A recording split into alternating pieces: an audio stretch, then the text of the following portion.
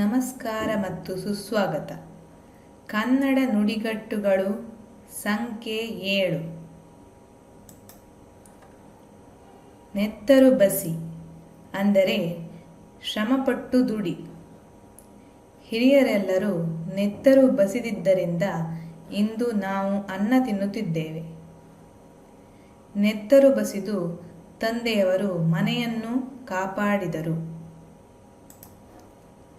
ನೆತ್ತಿಗೇರು ಅಂದರೆ ಸಿಟ್ಟು ಹೆಚ್ಚಾಗು. ಇಂದು ತರಗತಿಯಲ್ಲಿ ಪ್ರಾಧ್ಯಾಪಕರ ಸಿಟ್ಟು ನೆತ್ತಿಗೇರಿತು. ಕೋಪ ನೆತ್ತಿಗೇರಿ ಆತನು ಕೊಲೆ ಮಾಡಿದನು. ನೆಟ್ಟಗೆ ಅಂದರೆ ಬೇರೆ ಕಡೆ ಗಮನ ಹರಿಸದೆ. ನೆಟ್ಟಗೆ ಕೆಲಸ ಮಾಡಿದ್ದರೆ ಈ ಗತಿ ಬರುತ್ತಿರಲಿಲ್ಲ. ಪಾಠವನ್ನು ನೆಟ್ಟಗೆ ಕೇಳಿ, ಇಲ್ಲವಾದರೆ ಅರ್ಥವಾಗುವುದಿಲ್ಲ. ನೆಟ್ಟಗೆ ಮಾಡು ಅಂದರೆ ಸರಿಪಡಿಸು. ಜೀವನವನ್ನು ನೆಟ್ಟಗೆ ಮಾಡಲು ಅವರು ತುಂಬ ಶ್ರಮ ವಹಿಸಿದರು. ಹಾದಿ ತಪ್ಪಿದವರ ಬದುಕು ನೆಟ್ಟಗೆ ಮಾಡುವುದು ಪುಣ್ಯ ಕಾರ್ಯ. ನೆಲ ನೋಡು ಅಂದರೆ ನಾಚಿಕೊಳ್ಳು. ಸರಸು ನೆಲ ನೋಡುತ್ತಾ ಗಂಡಿನ ಕಡೆಯವರಿಗೆ ಪಾನೀಯ ನೀಡಿದಳು. ತಾನು ತಾಯಿಯಾಗುವುದಾಗಿ ಸೀತೆ ನೆಲ ನೋಡುತ್ತಾ ಹೇಳಿದಳು. ನೆಲದ ಮೇಲೆ ನಿಲ್ಲದಿರು ಅಂದರೆ ಜಂಬ ತೋರು. ಕೆಲಸ ಸಿಕ್ಕ ನಂತರ ಶ್ರುತಿಯ ಕಾಲು ನೆಲದ ಮೇಲೆ ನಿಲ್ಲುತ್ತಿಲ್ಲ. ಮಗಳ ಮದುವೆಯಾದ ನಂತರ ಲಕ್ಷ್ಮಮ್ಮ ನೆಲದ ಮೇಲೆ ನಿಲ್ಲುತ್ತಿಲ್ಲ. ನೆಲ ಸಮ ಮಾಡು ಅಂದರೆ ನಾಶಗೊಳಿಸು. ನಮ್ಮವರು ಶತ್ರು ಪಡೆಯನ್ನು ನೆಲಸಮ ಮಾಡಿದರು. ಅತಿಯಾದ ಮಳೆ ಬೆಳೆಯನ್ನೆಲ್ಲ ನೆಲಸಮ ಮಾಡಿತು.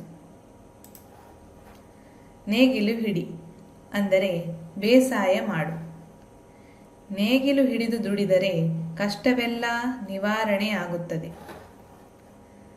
ಅನೇಕರು ಕರೋನಾದಿಂದ ಕೆಲಸ ಕಳೆದುಕೊಂಡು ನೇಗಿಲು ಹಿಡಿಯತೊಡಗಿದ್ದಾರೆ. ನೊಗ ಇಳಿಸು ಅಂದರೆ ಹೊಣೆಗಾರಿಕೆಯಿಂದ ಬಿಡುಗಡೆ ಹೊಂದು. ರಾಜನು ತಂಗಿಯ ಮದುವೆ ಮಾಡಿ ನೊಗ ಇಳಿಸಿಕೊಂಡನು. ಸಂಸಾರದ ನೊಗ ಇಳಿಸುವುದು ಅಷ್ಟು ಸುಲಭದ ಮಾತಲ್ಲ. ನೊಗ ಹೊರು ಅಂದರೆ ಜವಾಬ್ದಾರಿ ವಹಿಸು. ಚಿಕ್ಕ ವಯಸ್ಸಿನಲ್ಲಿಯೇ ಮಾವನವರು ಕುಟುಂಬದ ನೊಗ ಹೊತ್ತರು. ಹಿರಿಯ ಮಗ ಸಂಸಾರದ ನೊಗ ಹೊರಲು ತಯಾರಿ ನಡೆಸುತ್ತಿದ್ದಾನೆ. ನೊಣ ಹೊಡೆ ಅಂದರೆ ಮಾಡಲು ಕೆಲಸವಿಲ್ಲದಿರು. ಇರುವ ಕೆಲಸ ಬಿಟ್ಟು ಸಂಜಯ್ ಅಂಗಡಿಯಲ್ಲಿ ನೊಣ ಹೊಡೆಯುತ್ತಾ ಕೂತಿದ್ದಾನೆ. ದಿನವಿಡೀ ನೊಣ ಹೊಡೆಯುತ್ತಾ ಕೂತಿದ್ದಾಯಿತು. ಚಿಕ್ಕಾಸು ಸಂಪಾದನೆಯಾಗಲಿಲ್ಲ. ಪಂಚಪ್ರಾಣ ಅಂದರೆ ಅತಿಯಾದ ಪ್ರೀತಿ. ರಾಮನಿಗೆ ಉದ್ದಿನ ವಡೆ ಎಂದರೆ ಪಂಚಪ್ರಾಣ. ಸೊಸೆಯನ್ನು ಕಂಡರೆ ಅತ್ತೆಯವರಿಗೆ ಪಂಚಪ್ರಾಣ. ಪಂಚಾಂಗ ಬಿಚ್ಚು ಅಂದರೆ ಹರಟೆ ಹೊಡೆ. ಸಂಜೆಯಾಗುತ್ತಲೇ ಸೋಮಣ್ಣ ತನ್ನ ಪಂಚಾಂಗ ಬಿಚ್ಚುವನು. ದಿನವಿಡೀ ಪಂಚಾಂಗ ಬಿಚ್ಚುತ್ತಿದ್ದರೆ ಅಂಗಡಿ ಉದ್ಧಾರವಾಗುವುದಾದರೂ ಹೇಗೆ? ಪಟ್ಟು ಹಿಡಿ ಅಂದರೆ ಹಠ ಸಾಧಿಸು. ಮೂಲೆ ನಿವೇಶನವೇ ಬೇಕು ಎಂದು ಭಟ್ಟರು ಪಟ್ಟು ಹಿಡಿದರು. ಆಕೆಯನ್ನೇ ಮದುವೆಯಾಗುವುದಾಗಿ ಚಿಕ್ಕ ಪಟ್ಟು ಹಿಡಿದ. ಪಡಿಯಚ್ಚು ಅಂದರೆ ಯಥಾರೂಪ. ಮಗಳು ತಂದೆಯ ಪಡಿಯಚ್ಚು ಎನ್ನುವುದರಲ್ಲಿ ಅನುಮಾನವೇ ಇಲ್ಲ. ಈ ಶಿಲೆ ಗೊಮ್ಮಟನ ಪಡಿಯಚ್ಚಿನಂತಿದೆ. ಪಥ್ಯವಾಗು ಅಂದರೆ ಹಿತವಾಗು. ಯೌವನದಲ್ಲಿ ಹಿರಿಯರು ಹೇಳುವ ಮಾತುಗಳು ಪಥ್ಯವಾಗುವುದಿಲ್ಲ. ಶಾಂತಿಯಿಂದ ಹೇಳಿದರೆ ಪಕ್ಕದ ರಾಜ್ಯದವರಿಗೆ ಪಥ್ಯವಾಗುವುದಿಲ್ಲ. ಪರಾಕು ಹೇಳು ಅಂದರೆ ಹೊಗಳು. ಹಣ ಕೊಟ್ಟು ಆತನು ಪರಾಕು ಹೇಳುವವರನ್ನು ಇಟ್ಟುಕೊಂಡಿದ್ದಾನೆ. ರಾಜರ ಆಸ್ಥಾನದಲ್ಲಿ ಒಳ್ಳೆಯ ಕಾವ್ಯಕ್ಕೆ ಪರಾಕು ಹಾಕಿದರು. ಪಲಾಯನ ಸೂತ್ರ ಪಠಿಸು ಅಂದರೆ ಓಡಿ ಹೋಗು. ನಮ್ಮ ಸೈನಿಕರ ದಾಳಿಗೆ ಭಯೋತ್ಪಾದಕರು ಪಲಾಯನ ಸೂತ್ರ ಪಠಿಸಿದರು.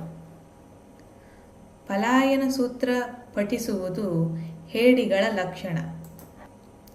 ಪಲ್ಟಿ ಹೊಡೆ ಅಂದರೆ ಫೇಲ್ ಆಗು. ಈ ಪರೀಕ್ಷೆಯಲ್ಲಿಯೂ ರಾಧೆಯು ಪಲ್ಟಿ ಹೊಡೆದಳು. ನನ್ನ ಸೂತ್ರ ಕಳೆದ ಬಾರಿ ಪಲ್ಟಿ ಹೊಡೆದಿದ್ದರಿಂದ ಹುಷಾರಾದೆನು. ಪಳಗಿದ ಕೈ ಅಂದರೆ ಅನುಭವಸ್ಥ. ಗಣಪತಿಯ ವಿಗ್ರಹ ಮಾಡುವುದರಲ್ಲಿ ಶಂಕರಪ್ಪನದ್ದು ಪಳಗಿದ ಕೈ. ಹಿರಿಯ ಪಳಗಿದ ಕೈ ನಮ್ಮ ಠಾಣೆಗೆ ಅವಶ್ಯವಾಗಿ ಬೇಕು. ಪ್ರಪಂಚಕ್ಕೆ ಕಾಲಿಡು ಅಂದರೆ ಹುಟ್ಟು ಅಥವಾ ಜೀವನ ಮಾರ್ಗದಲ್ಲಿ ಕ್ರಮಿಸು. ಈಗಷ್ಟೇ ವ್ಯವಹಾರದ ಪ್ರಪಂಚಕ್ಕೆ ಕಾಲಿಡುತ್ತಿರುವ ಕಿಶೋರನಿಗೆ ಸಹಕರಿಸಬೇಕು. ಹೊಸ ಹೊಸ ತಂತ್ರಜ್ಞಾನವು ಪ್ರಪಂಚಕ್ಕೆ ಕಾಲಿಡುತ್ತಿದೆ. ಪಾಠ ಕಲಿಸು ಅಂದರೆ ಬುದ್ಧಿ ಕಲಿಸು ಅಥವಾ ಶಿಕ್ಷಿಸು. ನನಗೆ ಮೋಸ ಮಾಡಿದ ಅವನಿಗೆ ಪಾಠ ಕಲಿಸಿಯೇ ತೀರುವೆ. ಅಣ್ಣನು ತನ್ನ ತಂಗಿಗೆ ಸರಿಯಾದ ಪಾಠ ಕಲಿಸದೆ ಬಿಡುವನೇ? ಪಾಡುಪಡು ಅಂದರೆ ತೊಂದರೆ ಅನುಭವಿಸು. ರಂಗನ ತಪ್ಪಿನಿಂದ ನಾವೆಲ್ಲ ಪಾಡುಪಡಬೇಕಾಯಿತು.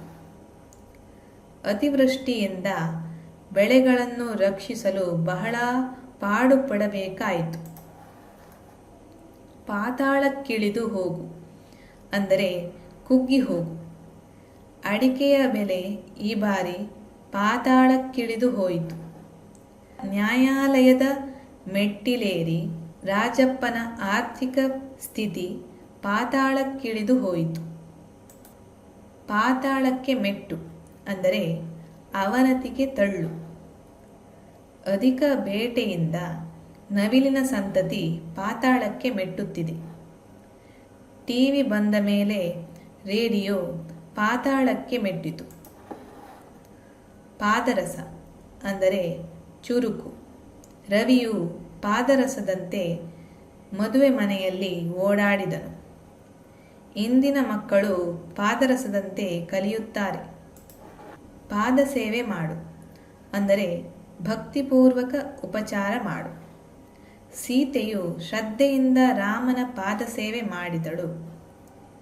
ಸ್ವಾಮೀಜಿಯವರಿಗೆ ಊರಿನವರೆಲ್ಲ ಒಳ್ಳೆಯ ಮನಸ್ಸಿನಿಂದ ಪಾದ ಸೇವೆ ಮಾಡಿದರು. ಪಾರುಗಾಣಿಸು ಅಂದರೆ ಮುಗಿಸು ಅಥವಾ ಪರಿಹರಿಸು. ಶಾಂತಿಗೆ ಪ್ರೋತ್ಸಾಹಧನ ಬಂದುದರಿಂದ ಓದು ಪಾರುಗಾಣಿಸಿತು. ಮಗನಿಗೆ ಕೆಲಸ ದೊರಕಿದ್ದರಿಂದ ಮುನಿಯಮ್ಮನ ಕಷ್ಟ ಪಾರುಗಾಣುವಂತಾಯಿತು. ಪಾರುಪತ್ಯ ಮಾಡು ಅಂದರೆ ಅಧಿಕಾರ ಚಲಾಯಿಸು. ಯಜಮಾನರು ಸುಮ್ಮನಿದ್ದರೂ ಮೇಸ್ತ್ರಿ ಆಳುಗಳ ಮೇಲೆ ಪಾರುಪತ್ಯ ಮಾಡುತ್ತಿದ್ದಾನೆ.